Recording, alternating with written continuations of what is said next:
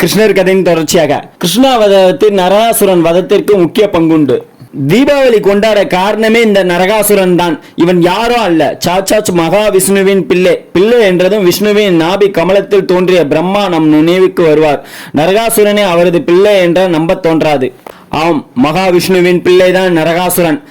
இரண்யாசன் என்னும் அசுரன் பூமியை கடலுக்குள் மூழ்கடித்தான். அவனை வதம் செய்ய மகாவிஷ்ணு வராக மூர்த்தியாக பூமியை தன் கொம்பில் தாங்கி கடலில் இருந்து வெளிப்பட்டார்.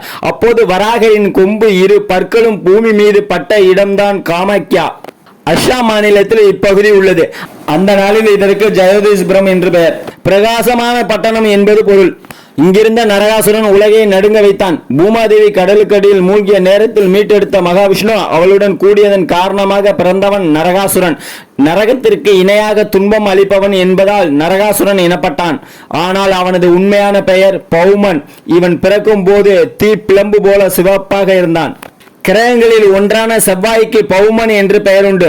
அது சிவப்பு நிறம் கொண்டது. பெயரிலும் உடலிலும் இருந்த ஒளி அவனது மனதில் இல்லை. மனம் இருளடைந்து காணப்பட்டது. இவனால் மக்களை விட தேவர்கள் மிகவும் துன்பத்திற்கு ஆளானார்கள். பரம்பொருளான திருமாலின் பிள்ளை ஏன் இப்படி இருந்தான் என்று கேள்வி எழலாம். உலகில் உள்ள அனைத்தும் கடவுளிடமிருந்தே தோன்றுகின்றன என்பதற்கு இதை எடுத்துக்காட்டாக சொல்லலாம். வெளிச்சம் மட்டுமல்ல, இருளுக்கும் கடவுளே காரணம் என்பது இதன் மூலம் உறுதியாகிறது. மற்ற அசுரர்களைப் போல இவனும் விசேஷ சக்தி பெற பிரம்மாவை நோக்கி தவம் இருந்தான்.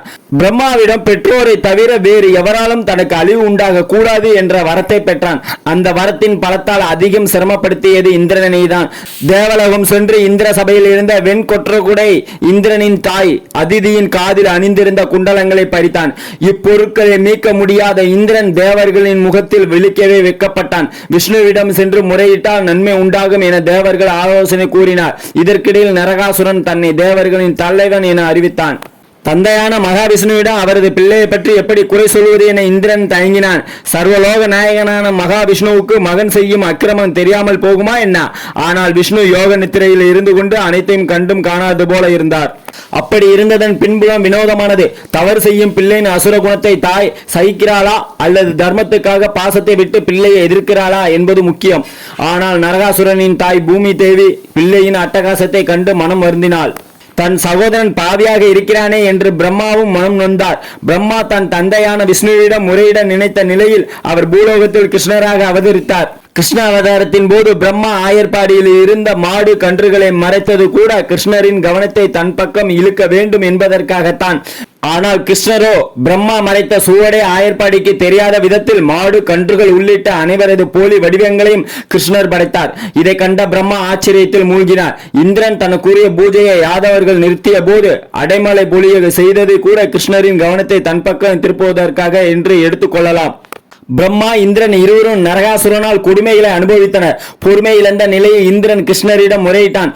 பிரபு, பௌமனின் அட்டகாசத்தை தாங்க முடியவில்லை. தேவர்களை செயல்பட விடாமல் தடுக்கிறான். தன்னை எதிர்க்கும் மனிதர்களை வதம் செய்கிறான். தாயான பூமாதேவியும் கூட மகனை எண்ணி கண்ணீர் சிந்துகிறார் என்றான். கிருஷ்ணனும் வருந்தாதே இந்திரா, நான் பார்த்துக் கொள்கிறேன் என்று ஜோசியபுரம் நோக்கி புறப்பட்டார். சத்யபாமாவையும் தன்னுடன் துணைக்கு அழைத்துச் சென்றார். அவள் யாரோ அல்ல, பூமாதேவியின் இன்னொரு அம்சம். எதிரிகள் நுழைய முடியாதபடி பௌமன் பல கோட்டைகள் ஜோசியபுரத்தில் கட்டியிருந்தான். அந்த கோட்டைகளை அவனது தளபதிகள் கண்காணித்து வந்தனர். அவர்களில் முரண் என்பவனுக்கு 5 தலைகள். நம்ம கிருஷ்ணர் கதையின் தொடர்ச்சியாக நரகாசுரனை கொன்றதை பற்றி நம்ம பார்த்துட்டு இருக்கோம். இது மட்டும் இல்லாமல் இன்னும் பல கதைகள் இருக்கு. இன்னும் நரகாசுரன் கதை முடியல, அடுத்து தொடரும். நீங்கள் தொடர்ந்து வீடியோ வாட்ச் பண்ணிட்டே வாங்க. டிடிஜிஎஸ்எல் ஜி குந்திராஜ் ஐபத்தா யூடியூப் சேனலில் உங்களுக்கு அடுத்தடுத்த பாகத்தை நாங்கள் தொடர்ந்து காமிச்சிட்டு இருக்கோம். தேங்க்யூ ஃபார் வாட்சிங். டிடிஜிஎஸ்எல் ஜி குந்திராஜ் ஐபத்தா யூடியூப் சேனல் பிடிச்சிருந்தா லைக் பண்ணுங்கள், ஷேர் பண்ணுங்கள், கமெண்ட் பண்ணுங்கள். உங்களுக்கு பிடிச்சவங்களுக்கெல்லாம் இந்த வீடியோவை அனுப்பி அவங்களையும் பார்க்க வச்சு பயனடைவீங்க. தேங்க்யூ ஃபார் வாட்சிங்.